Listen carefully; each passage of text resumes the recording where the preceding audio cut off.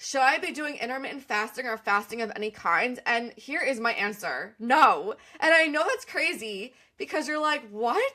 Like, mind blown. Welcome to Glow Confessionals. I'm your host, Alicia Courtney, the it girl for real authentic wellness. This is where we talk about what wellness really looks like. No filters, no trends, just the truth. On today's episode, we are doing a 4-part series. So today is day 1 of that series. I'm really excited about this. We are debunking health and nutrition myths because I'm always getting asked, should I be hopping on this trend? Should I be doing keto? Should I be drinking this shake? Should I be doing high protein? Let's talk about it. We are starting with intermittent fasting. Oof, I feel like this is the perfect kickoff for the series because I am getting asked this question so much because it's trendy. Should I be doing intermittent fasting or fasting of any kind? And here is my answer. No. And I know that's crazy because you're like, what? Like, mind blown. Because everybody and their mother on social media right now is telling you to do intermittent fasting, right? But here's, just hear me out, okay? If you have chaotic blood sugars, if your hormones are all over the place, if you have no idea what you're supposed to eat, if you are very confused when it comes to eating, intermittent fasting is not going to help you, and here's the reason why. Because even if your window is from 12 to 8, you are not changing your diet. Your blood sugars are still chaotic, your hormones are still all over the place, and when you do intermittent fasting, it makes those things worse. So if you think right off the jump that you are going to start losing weight and feeling better by doing IF, you are very wrong. And I will tell you that women have come to me and they have done intermittent fasting with 0 results and they don't know why. They're like, well, my friend Susie did it and she lost 10 pounds. Well, your friend Susie probably doesn't have blood sugar instabilities and imbalance in hormones, and maybe Susie knows how to eat for her body. It's not your fault, but it's the truth, right? It's the truth, the fact that a lot of women just have no idea how to eat for their bodies, but they're hopping on all of these different diet trends, right? Like paleo, keto, intermittent fasting, high protein, low protein. Like we can't do all these things without learning our bodies first. So in saying that, what should you do instead? Instead of doing intermittent fasting to lose weight, I really want you to start learning your body and what works for your body. If you are feeling really tired, you have brain fog, you're just exhausted by 2 p.m., the scale doesn't move, but you're working out 6-7 days a week, and you're wondering why your body hasn't changed, you're thinking intermittent fasting is going to be the be-all end-all for you, and you're going to lose the weight with it. Here is what I would do. I would take a step back and I would look at your routine and I would say, okay, I am currently eating these things, right? For breakfast, lunch, dinner, maybe snacks.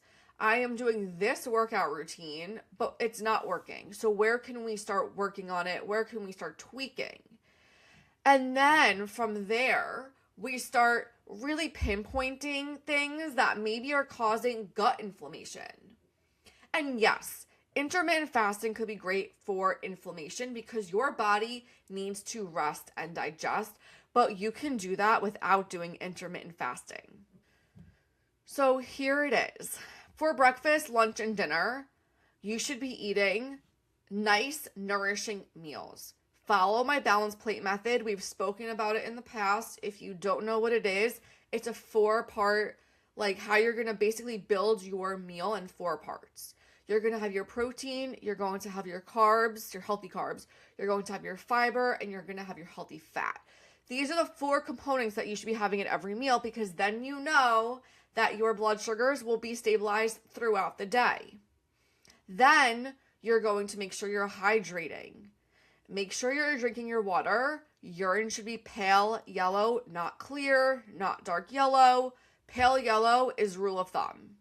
When it comes to your workout routine, take it down a notch. Your body is obviously in a stress mode. It's in fight or flight when you're working out 5, 6, 7 days a week and you're doing maybe a lot of classes, a lot of cardio. Take it down a notch. Start lifting 3 days a week, maybe take a class once a week. Start revamping your routine before you jump into an intermittent fasting regimen. If you are currently doing intermittent fasting and you're not seeing results, I challenge you to maybe stop the IF, come off of it, and start investigating what is actually going on in your diet. Because again, intermittent fasting is not going to fix the underlying issues. Intermittent fasting is not going to fix blood sugar instabilities, hormone imbalances, gut inflammation, especially if you are eating the same foods throughout your time, throughout your window, right? So where could we tweak? Make sure that you are not skipping breakfast. Women specifically should be eating protein within 3 hours of waking up. Are you doing that, or are you drinking an oat milk latte for breakfast? Right? Are you stabilizing your blood sugars all day with protein at lunch and protein at dinner? Question mark. These are things to take into consideration. Just because you're doing intermittent fasting does not mean you are going to lose all this weight, you're going to fix all your problems, and everything in the world is going to be great. That's not what it means. It means that intermittent fasting, if it's not working for you, it's clearly your diet, it's clearly your workout routine. So that's where you have to start. I will tell you that I will never, ever, ever, ever put a client on intermittent fasting when they come to me. That is never the first thing I do. You want to know what is the first thing I do? I stabilize their blood sugars. Because 99.999% of the women that come to me have unstable blood sugars, and it is the biggest reason they have brain fog. They are exhausted by 2 p.m. They are craving sugar. They are in their pantries at 9 p.m. binging. They can't lose weight. This is like literally the number one thing that I see. And it's the number one thing that I work on when somebody comes to work with me.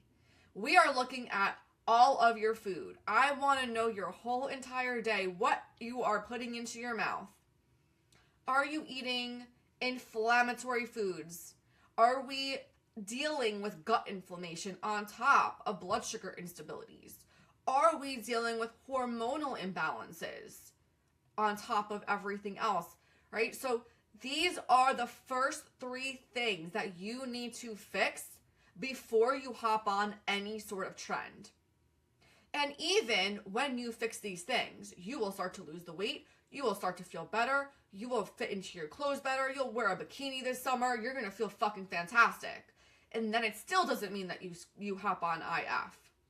The only time that I will put a client on intermittent fasting is when they've hit a plateau. So I would say after working with me maybe for almost a year, I will put someone on intermittent fasting if their body has kind of hit this plateau. And let me remind you guys, a plateau is not bad. People look at plateaus as this, oh my God, I hit a plateau. But guess what? That is your body's new normal. How cool is that? If you lost 20 pounds and you're in a plateau, your body now thinks this weight is its new norm, which is awesome because you know how hard it's going to be for you to now gain that 20 pounds and go back to the way you were. Very hard because your body is now cool and safe at this new weight. But if you're looking to lose another 20 pounds, it's not so cool. So now you need to drop the next 20. How are we doing that if you're in a plateau? Well, I want to make sure that your blood sugars are stable. I want to make sure that you're eating correctly all throughout the day. I want to make sure that your energy is sustained all throughout the day. I want to make sure that you don't have hormonal imbalances. I want to make sure, right, like all of these things. And then we'll put you on intermittent fasting only for 4 to 6 weeks. This is not a long-term solution. This is a 4 to 6 week plateau breaker so your body can, something new, and it starts to burn fat again. And then saying that, we re-up your workouts. We'll start doing new workouts, up the weight. Like, there are different things that go along with it. It's not just, let me do some intermittent fasting. It's, all right, plateau breaker after I have successfully done something consistent for 1 year. I am doing this for 4 to 6 weeks, along with maybe a new workout routine. This is the reason so many women get frustrated when they're not seeing the results that they thought they would see with intermittent fasting. It's because there's so many things, so many factors you have to take into consideration before doing IF. There's so many things that go into play when you are doing IF. So, yes, maybe that influencer on Instagram told you, guys, I lost 10 pounds in 3 weeks by doing intermittent fasting. And you're like, fuck, I need to do that. Okay, but slow your roll, right? It is not the be all end all. There's so much other shit that goes into it. Just because someone is doing it and they're successful, you don't know what else they're dealing with behind the scenes. Maybe they have been really successful in losing weight for the past year, and maybe they hit a plateau. Maybe they know how to eat. They're educated. Maybe they're already a fitness, they're in fitness, they're in health, they know how to eat. And maybe you're just like watching those people and you're thinking like you just have to copy that person, but you don't, because what works for someone else won't work for you, right? Like, we are bio individual. Not everything works for every single person and every single body. So you need to know what works for you.